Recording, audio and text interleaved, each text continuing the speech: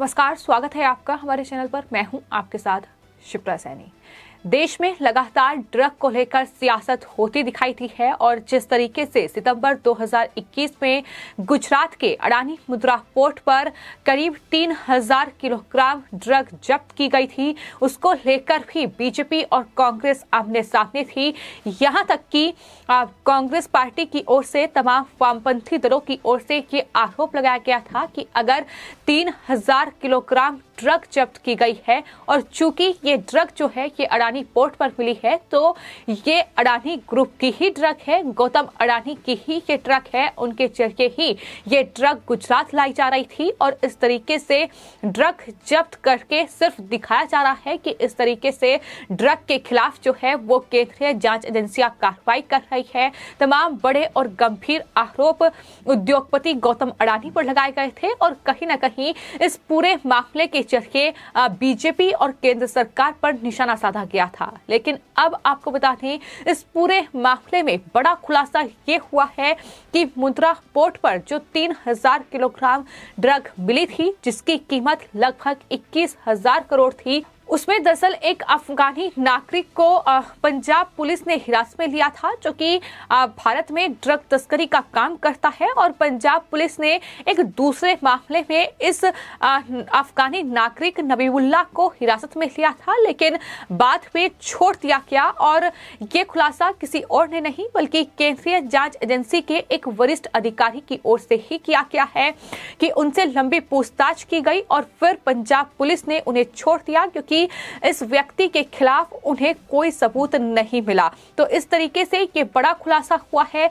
लेकिन जो तमाम लिबरल पत्रकार हैं, ये लगातार जो एक एजेंडे के तहत काम करते हैं, उनकी तरफ से इस पूरे मामले को ये दिखाने की कोशिश की जा रही है कि दरअसल उस व्यक्ति को पंजाब पुलिस ने नहीं बल्कि एनआईए ने हिरासत में लिया और पूछताछ के बाद उसे छोड़ दिया गया। तो ये सब कुछ दिखाने की कोशिश की जा रही है। हिंदुस्तान टाइम्स का वो आर्टिकल भी सामने है जिसमें बड़ी बड़ी हेडलाइंस में ये दिखाने की कोशिश की गई है, क्योंकि मुद्रा पोर्ट की जांच जो है वो एनआईए कर रहा है कि एनआईए ने उस अफगानी नागरिक को हिरासत में लिया और बाद में उसे छोड़ दिया गया। इतना ही नहीं, सुनीता चौधरी जो कि हिंदुस्तान टाइम्स की पत्रकार हैं, एनडीटीवी में वो पहले काम कर चुकी हैं, उनके जरिए भी जो ट्वीट किया गया है उसमें भी यही दिखाने की कोशिश की गई है। तो साफ तौर पर इनका जो प्रोपेगेंडा है वो समझ में आ रहा है कि किस तरीके से ये कांग्रेस पार्टी और तमाम वामपंथी दलों के इशारे पर काम कर रहे हैं, क्योंकि कांग्रेस पार्टी ने जिस तरीके का बवाल किया था वो किसी से छिपा नहीं है। यहां तक कि कांग्रेस पार्टी ने प्रेस कॉन्फ्रेंस भी इस पूरे मामले में की थी कि दरअसल अडानी पोर्ट पर 3000 किलोग्राम जो है हेरोइन जब्त की गई है। इस पूरे मामले में गौतम अडानी ही जिम्मेदार हैं, उनकी ही ये ड्रग है, वही ड्रग की सप्लाई कर रहे हैं और प्रधानमंत्री नरेंद्र मोदी के ये उद्योगपति दोस्त हैं। तो इस तरीके से सरकार को घेरा गया था।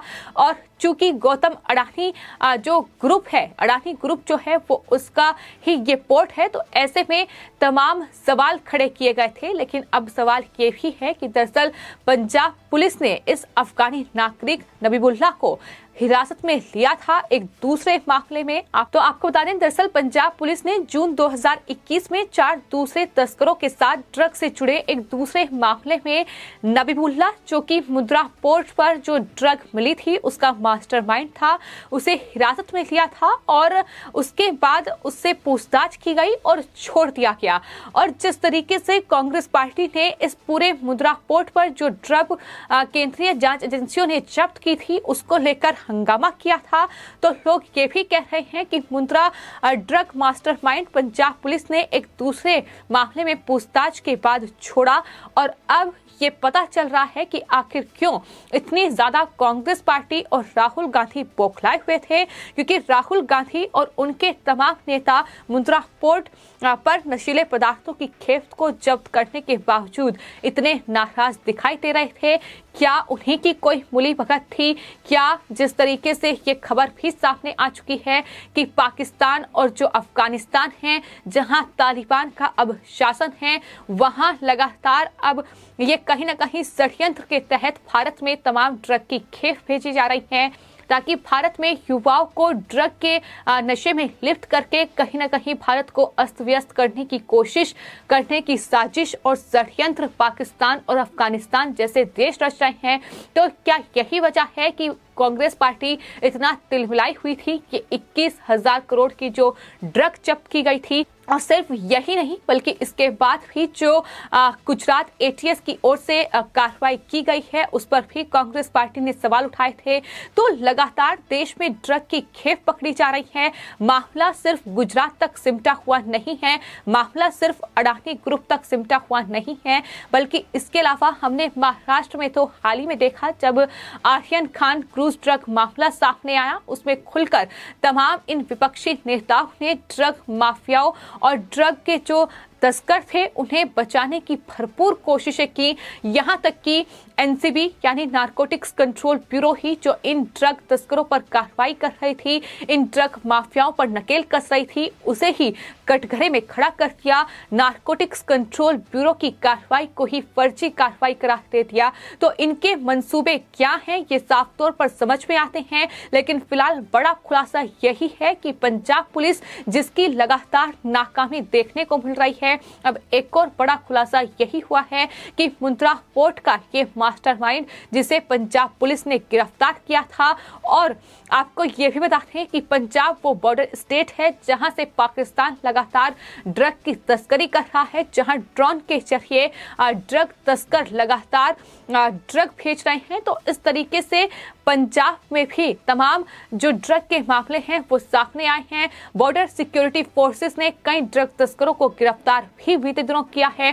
तो ये पूरा मामला किस तरीके से जुड़ा हुआ है, फिर चाहे वो महाराष्ट्र हो या पंजाब हो, वहां कांग्रेस पार्टी सत्ता में है और जिस तरीके से ड्रग माफियाओं पर कार्रवाई की जाती है, इन ड्रग तस्करों पर नकेल कसी जाती है, तो कांग्रेस पार्टी इस तरीके से तिलमिलाई हुई नजर आती है।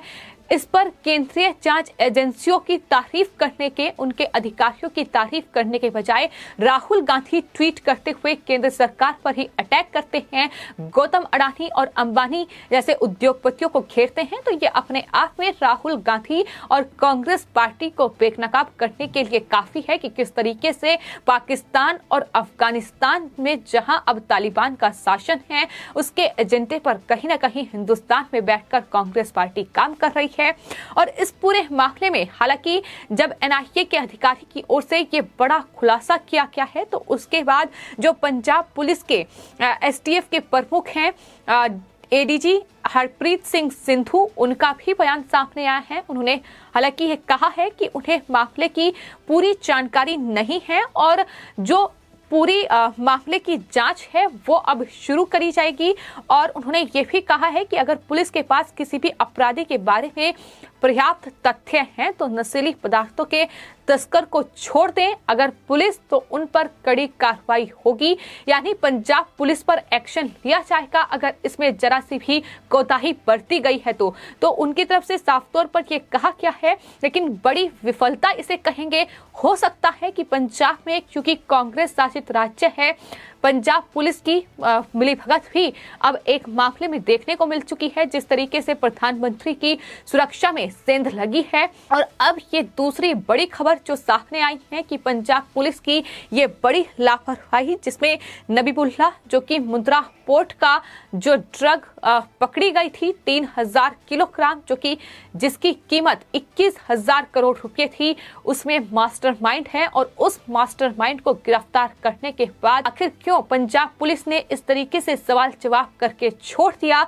जबकि वो अफगानी नागरिक है, जबकि ये भी साफ हो चुका है कि अफगानिस्तान में तालिबान का शासन आने के बाद, तालिबान का कब्जा आने के बाद लगातार भारतीय एजेंसियां इस बात को लेकर चिंतित हैं, इस बात को लेकर लगातार सतर्क हैं कि पाकिस्तान द्वारा समर्थित ड्रग तस्करों द्वारा भारी मात्रा में अफगान की जो हेरोइन है उसे भारत में धकेला जाएगा, यानी तालिबान जो है वो कहीं ना कहीं वहां ड्रग का कारोबार करेगा, पाकिस्तान के रास्ते उसे हिंदुस्तान भी भेजा जाएगा। भारतीय जांच एजेंसियां इस बात को लेकर सतर्क हैं, चिंतित हैं, लेकिन बावजूद इसके ये बड़ी चौंकाने वाली बात है कि पंजाब पुलिस एक अफगानी ड्रग तस्कर को गिरफ्तार करती है, उसे हिरासत में लेती है, लेकिन पूछताछ के बाद उसे छोड़ दिया जाता है। तो ये विफलता किस तरीके से पंजाब पुलिस की है और क्या ये कांग्रेस पार्टी के इशारे पर हुआ है? क्योंकि कांग्रेस पार्टी का इस तरीके से ड्रग जब्त होना और उस पर तिल मिलाना कहीं ना कहीं इस बात का इशारा करता है। फिलहाल आपकी इस पूरे मामले पर क्या राय है, हमें कमेंट बॉक्स में जरूर लिखें और चैनल को सब्सक्राइब करें। धन्यवाद।